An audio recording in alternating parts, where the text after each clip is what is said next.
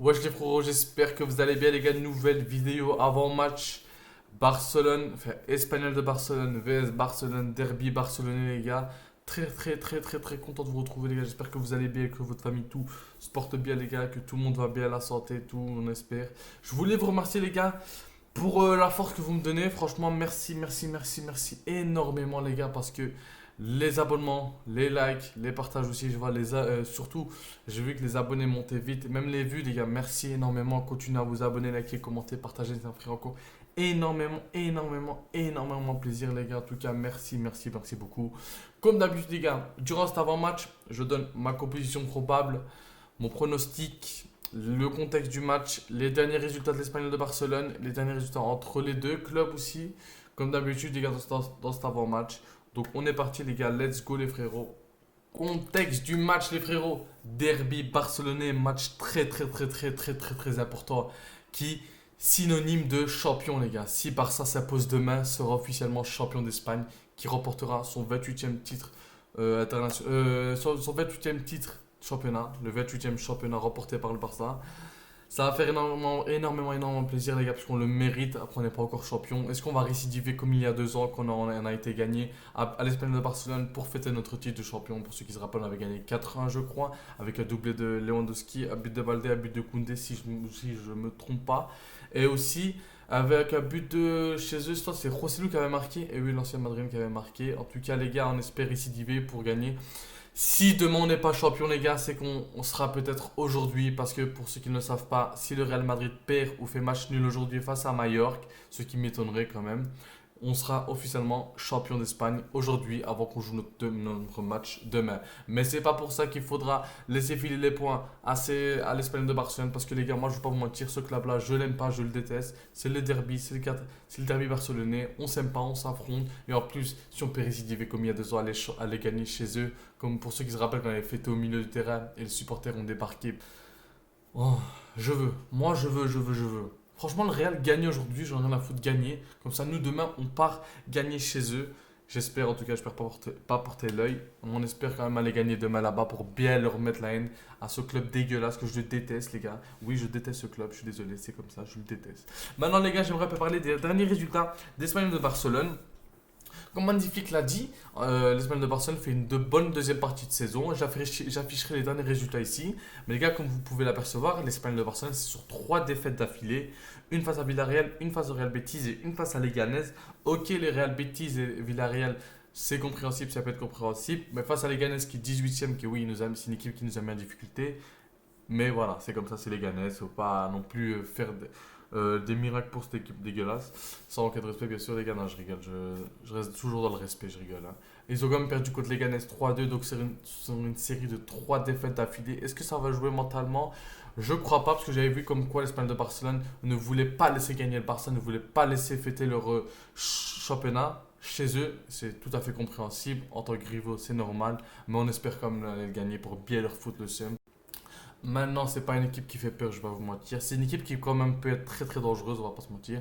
Surtout en contre rapide, j'ai vu ça contre le Real Madrid quand ça partait vite en contre rapide. L'Espagne de Barcelone, c'était vraiment très fort. Parce qu'on l'a bien vu, le goal de l'Espagnol, je me rappelle, c'était sur un contre rapide, c'était sur un centre, deuxième poteau, et le gars est fini. Je me rappelle très bien de ce match-là. Maintenant, voilà, il n'y a pas de quoi craindre cette équipe. C'est une bonne équipe, ok, mais c'est pas une équipe fameuse non plus. Voilà. Maintenant, j'aimerais aussi parler des derniers résultats entre les deux clubs. Donc, l'Espagne de Barcelone, les gars, le dernier match qu'on a joué contre eux, donc c'est cette saison, pour ceux qui se rappellent, chez nous, on avait gagné 3 buts à 1. Ils avaient marqué 8 buts au jeu, je crois. Façon de parler, les gars, on était en train de gagner 3-0 à la mi-temps. Si je me rappelle bien, c'était un doublé de Dani Olmo. Et le dernier but, c'était Rafinha, une superbe passe de Marc Casado, avec aussi une superbe passe de Lamine Yamal sur Olmo, pour ceux qui se rappellent. Une extérieur extraordinaire. J'apprécie aussi les derniers résultats ici, les gars, j'afficherai, pardon. Et comme vous pouvez le voir, les gars, l'Espagne de Barcelone, voilà quoi, la dernière fois qu'ils ont gagné contre nous, je crois que ça date quand même, les gars. C'était en 2018, 1-0, si je ne me trompe pas, c'était en Coupe du Roi. Attendez, les gars, je vérifie ça. Ouais, c'était en Coupe du Roi aller. On avait gagné le match retour, je crois, 5-0, un truc comme ça. C'était même le petit Argentin qui avait marqué, c'était la première défaite du Barça euh, dans l'année 2018, parce qu'ils étaient sur une série d'invisibilité, pardon, et c'était ce match-là qui avait cassé la série d'invisibilité. Et c'est dans la Coupe du Roi, si je me rappelle bien, match aller, ils avaient gagné. Depuis 2018, donc ils n'ont plus gagné. Et depuis ce jour-là, on a gagné, on a gagné, on a gagné. Comme vous pouvez l'apercevoir, les gars, on a gagné contre eux, ils n'ont plus gagné contre nous. Donc c'est quand même une équipe très très très prenable. Avec l'équipe que tu as, je suis désolé, tu dois aller gagner contre eux. C'est pas une équipe qui est fameuse, c'est pas une équipe qui fait peur, on va pas se mentir. Mais voilà, il ne faut pas sous-estimer, jamais, jamais sous-estimer. Jamais, jamais sous-estimer une équipe parce qu'elle peut être très dangereuse. Et surtout que c'est le derby barcelonais. Ça. Les gars, j'aimerais aussi partager une petite statistique. J'avais oublié, je voulais la partager, les gars. Je vous l'afficherai ici, mais comme vous pouvez le voir, les gars, regardez bien, s'il vous plaît. 23 minutes sans toucher le ballon dans le camp du Barça. De la 14e minute à la 37e minute, le Real Madrid n'était incapable de toucher une seule fois le ballon dans la moitié du terrain du Barça durant le Classico. Vous trouvez pas ça formidable? Formidable pour nous, mais honteux pour le Real. Tu ne touches pas la balle durant 23 minutes dans le camp adverse. C'est là que tu vois le pressing d'Hansi Flick, il est énorme. L'attaque du Barça aussi, elle est énorme. Là. Surtout le pressing après la perte de balle, le Real n'a pas réussi à s'en sortir, les gars. 23 minutes sont allés dans le camp adverse. C'est après le deuxième goal d'Mbappé, je me rappelle, le Barça a poussé, le Real n'a plus touché la balle dans le camp adverse. 23 minutes, les gars, je trouve que c'est une stat vraiment sous-cotée, alors qu'elle devrait être parmi une des plus choquantes. Je ne mens pas, parmi une des vraiment, vraiment plus choquantes. Maintenant, les gars, je vais vous donner ma composition idéale. Donc les gars, c'est une victoire, c'est un match, pardon, une victoire. C'est un match où tu faut gagner, il faut aller chercher le championnat parce que ça m'étonnerait que le Real aujourd'hui perde. Donc il faudra mettre la vraie équipe, le XI type, donc Chesney au goal, à droite, Eric Garcia qui est sur une très très bonne lancée. Franchement, Eric Garcia, les gars, bravo à lui, il mérite sa prolongation, franchement bravo. Défenseurs centraux, Christensen, Inigo Martinez, parce que je ne sais pas si Kourbassi jouera. Il est sorti de blessure face au Real Madrid. Est-ce qu'il va jouer? Je ne sais pas. À gauche, Balde qui revient de blessure, qui a fait une très très bonne entrée face au Real Madrid. Double pivot, Pedri, Frenkie de Jong, pardon. En 10, moi je vais voir Fermin Lopez, les gars. Daniel Mo qui m'a beaucoup déçu. Et Fermin Lopez, qui lui, quand il rentre, il apporte toujours quelque chose en attaque. Franchement, il apporte à lui-même tout seul une explosivité dans le milieu. Quand il a la balle, il se passe toujours quelque chose. Je me rappelle de l'action face au Real Madrid avec le goal annulé pour sa main. Mais franchement, je veux voir Fermin Lopez dans ce match-là. Il peut vraiment nous apporter.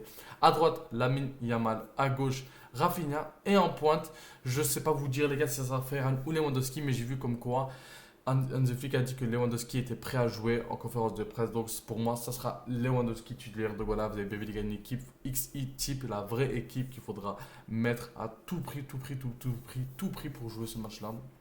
Qu'il faudra les gagner absolument pour remporter ton 28e titre.